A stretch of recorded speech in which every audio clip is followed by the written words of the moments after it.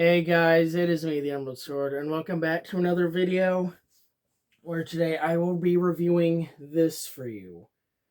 What is this? Well, as you can see right here, it says the Bachman books for early novels by Stephen King, and we will be focusing on the first one here, Rage. So you're probably wondering, why do you have to read it from a collection? Why can't you just find the book solo?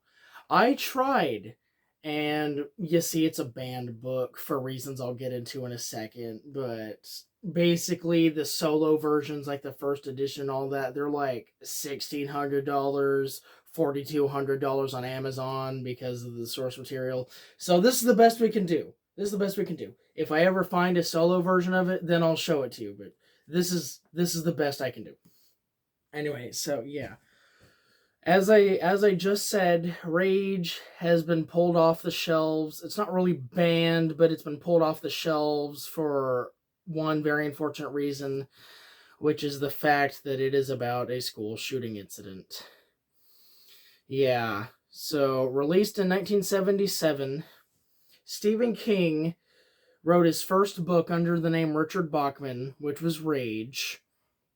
And I guess I should explain to you why he went under Richard Bachman. So basically, I guess back in the day, it was uncommon for writers to publish more than one book a year. Yeah, so he did Carrie in 74, Salem's Lot in 75, and then The Shining in 77. So he didn't have another 77 slot because it would like back up the market or something. I don't know. But anyway, so he made the Richard Bachman pseudonym and published Rage under that. So that's why he's Richard Bachman. And anyway, so I've been kind of thinking about how to do this. I've been wondering if I should do this. But since the book covers a lot of sore material, I guess, it's not one that you would read nowadays because, as I said, it's been taken off the market. But so I've decided to, instead of doing a more in-depth discussion on the plot of the book like I usually do, I will just give you a very brief rundown. Got that? Okay. So basically, the book follows this guy named Charlie Decker, right? And he's a bit of a troublemaker. And when we meet him, he's been called to the principal's office for assaulting a teacher with a pipe wrench, which is an incident we'll find out later in the book. So anyway, he gives the principal a little bit of attitude. So then he's expelled or suspended or something. I don't remember reading that part. I must have zoned out in that part. But according to a lot of reviews I've read on, sorry, I'm very itchy. But yeah, according to a lot of reviews I've read on the book, I've heard expulsion, I've heard suspension. So I don't know which. Either way, he's not going to school for a little bit. So what Charlie does is he goes to his locker, grabs the little pistol from his jacket, puts that in there, and then grabs the shells for the pistol, puts that in there as well, and then sets his locker on fire. So yeah, so that'll kind of cause a distraction for later on. So he walks back into his classroom and then shoots his teacher. Yeah, you can already kind of tell where this is going. So basically, he shoots his teacher, and then his class is like, whoa, what was that? So he basically takes them hostage. Anyway, meanwhile, the fire department is called because of the Walker fire.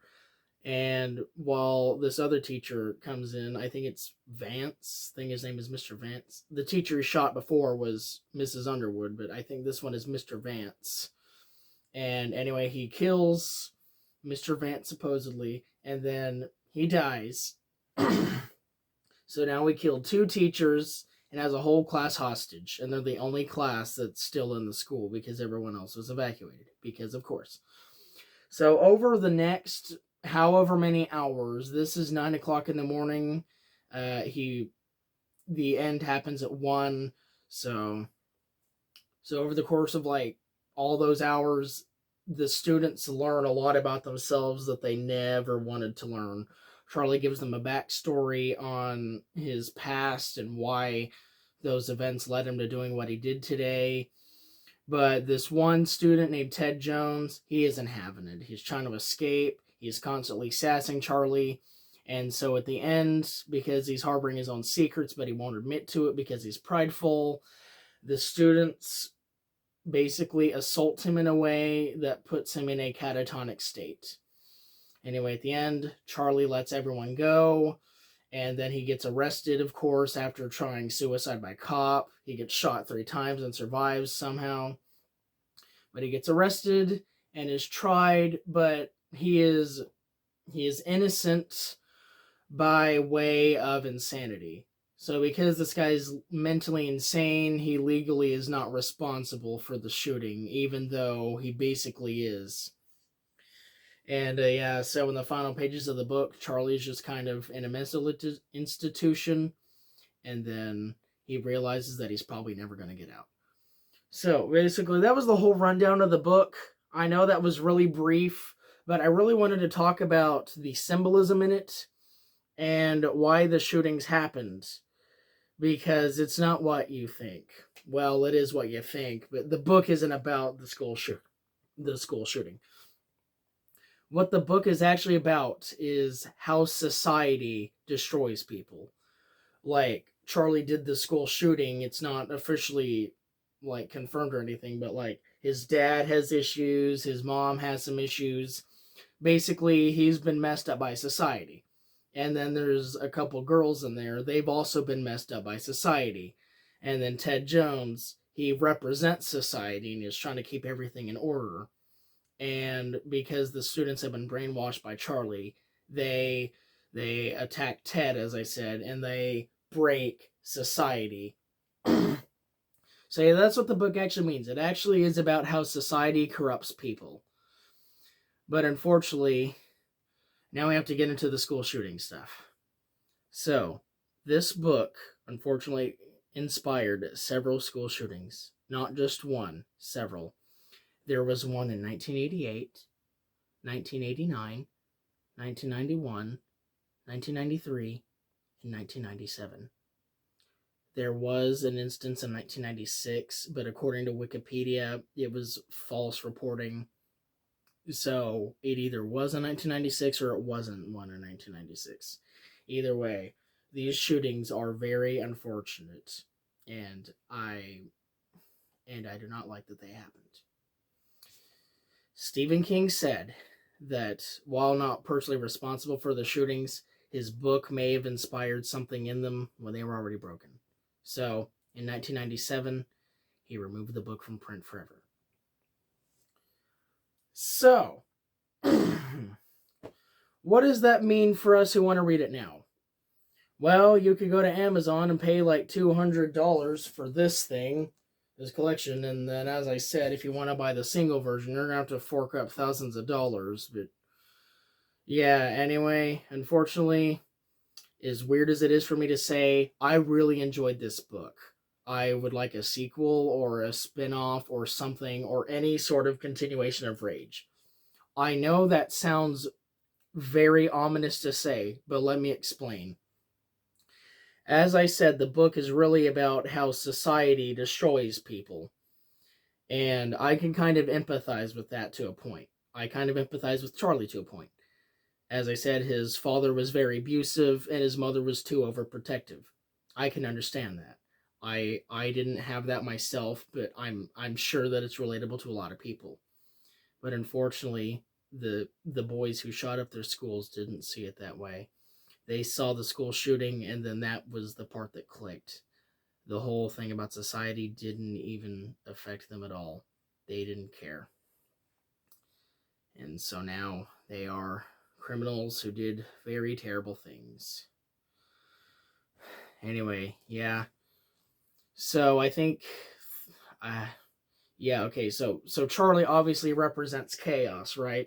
He has an authority problem, shot up his school, took his class hostage, and then Ted Jones, who, mind you, should be the main character of the story, he's the hero, he's seen as the villain because he is order in society and the system.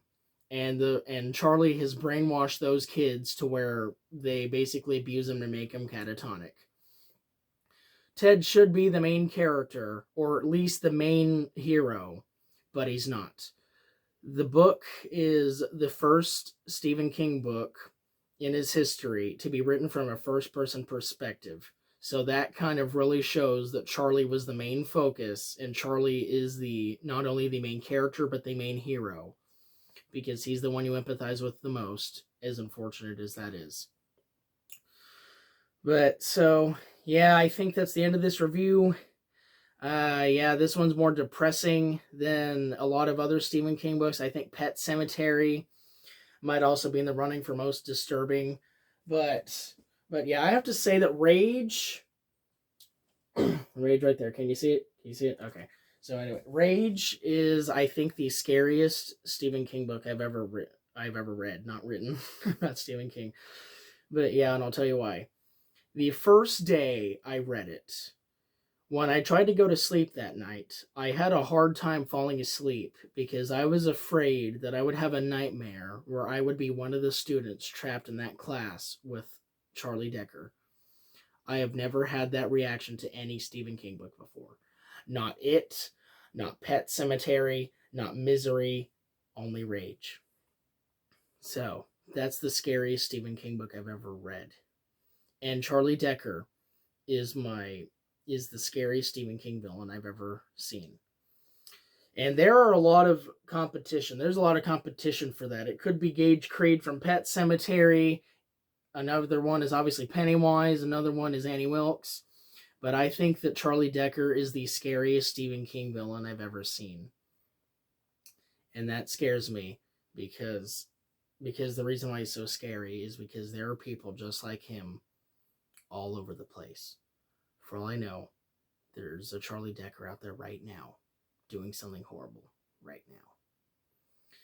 But anyway, yeah, that's my review, guys. Overall, I really liked the book. And, I mean, I do understand Stephen King's reasons for taking it out of publishing. I really do. But I do think that if people are willing to learn, which unfortunately I don't think will happen, then maybe this book should come out of retirement. But overall, what do you guys think? Should Rage stay forbidden, or should it have another chance at life if society can learn from it? Anyway, for now, I have been Ben from the Emerald Sword, and I will see you guys next time.